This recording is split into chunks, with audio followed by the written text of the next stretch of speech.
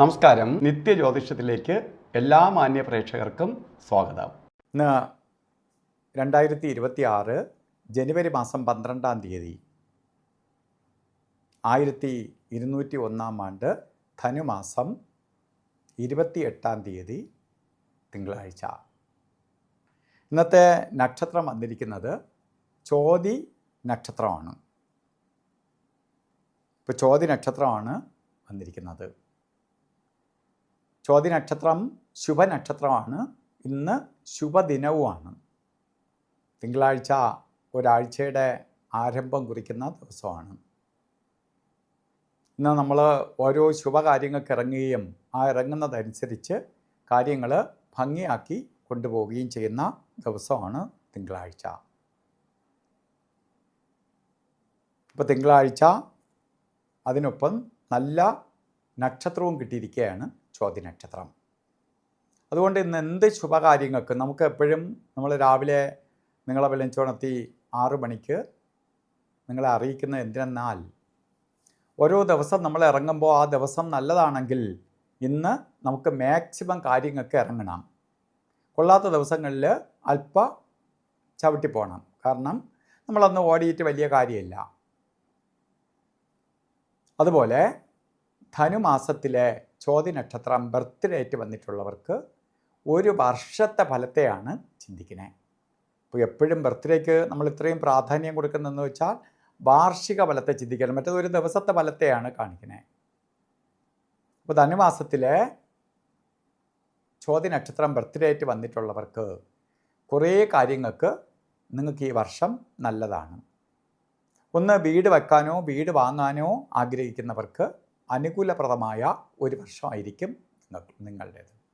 ഇപ്പോൾ ഒരു വീട് വയ്ക്കണം എന്ന് ചിന്തിച്ച് നടക്കാതിരിക്കുന്നവർക്ക് നമ്മൾ പരിശ്രമിക്കുകയാണെങ്കിൽ പൂർണ്ണമായും നിങ്ങൾക്ക് ഈ ഒരു വർഷത്തിൽ വീട് വയ്ക്കാൻ സ്ഥാപിക്കും. വീട് വയ്ക്കാൻ കഴിയും. അതുമാത്രമല്ല, വീട് വാങ്ങാൻ ശ്രമിക്കുന്നവർക്കും അനുകൂലപ്രദമാണ്.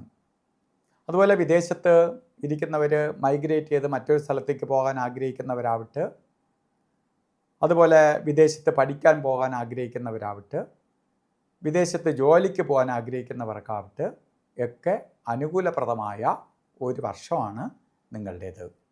ഈ സമയത്ത് ഇത്തരം കാര്യങ്ങൾക്ക് ശ്രമിക്കുകയാണെങ്കിൽ അത് ഫലവത്താവും. അപ്പോൾ അതിനു വേണ്ടി ശ്രമിക്കണം. അതിന് ഒപ്പം തന്നെ ഇന്ന് നല്ലൊരു ദിവസമാണ് എങ്കിൽ പോലും ഓരോ കാര്യത്തിന് ഇറങ്ങുമ്പോൾ നമ്മൾ ഇറങ്ങുന്ന സമയത്തിന് വളരെ പ്രാധാന്യമുണ്ട്. രാവുകാല സമയം എന്നുദ്ദേശിക്കുന്നത് നാഗര് ഉണർന്നിരിക്കുന്ന സമയമാണ്. നാഗര് ഉണർന്നിരിക്കുന്ന സമയത്ത് നാഗരുടെ ദൃഷ്ടി പതിഞ്ഞുകൊണ്ട് യാത്ര പോവുകയാണെങ്കിൽ നാഗരെ ചുറ്റിക്കും നമ്മളെ. ആ ചുറ്റൽ ഒഴിവാക്കാൻ വേണ്ടിയിട്ടാണ് രാവുകാല സമയം നോക്കി യാത്ര തിരിക്കുന്നത്. കലണ്ടറിൽ നമ്മൾ കോമൺ ആയിട്ട് രാവുകാലം ഇട്ടിട്ടുണ്ട്. 7 മണി മുതൽ 9 മണി വരെ എന്ന് കലണ്ടറിൽ രേഖപ്പെടുത്തിയിട്ടുണ്ട്. രാവുകാലം 8:15 തൊട്ട് 9:41 വരെ രാവുകാല സമയം. അപ്പോൾ 7:30 തുടങ്ങില്ല. 3/4 മണിക്കൂറോളം കഴിഞ്ഞ് രാവുകാലം സ്റ്റാർട്ട് ചെയ്യുള്ളൂ. അത് 9 മണിക്ക് തീരൂല. 9:41 അവസാനിക്കുകയുള്ളൂ. ഇത് യാത്രയ്ക്ക് മാത്രം. മറ്റ് ഒരു ശുഭകാര്യങ്ങൾക്കും എടുക്കാൻ പറ്റാത്ത 2 സമയങ്ങളാണ് യമകണ്ഠ കാല സമയവും ഗുളികകാല സമയവും. ഗുളികകാല സമയം വരുന്നത് 1:59 തൊട്ട് 3:25 വരെയും. അതുപോലെ യമകണ്ഠ കാല സമയം വരുന്നത് 11:07 തൊട്ട് 12:33 വരെയും. ഈ സമയമാവട്ടെ ഒരു ശുഭകാര്യങ്ങൾക്കും എടുക്കരുത്.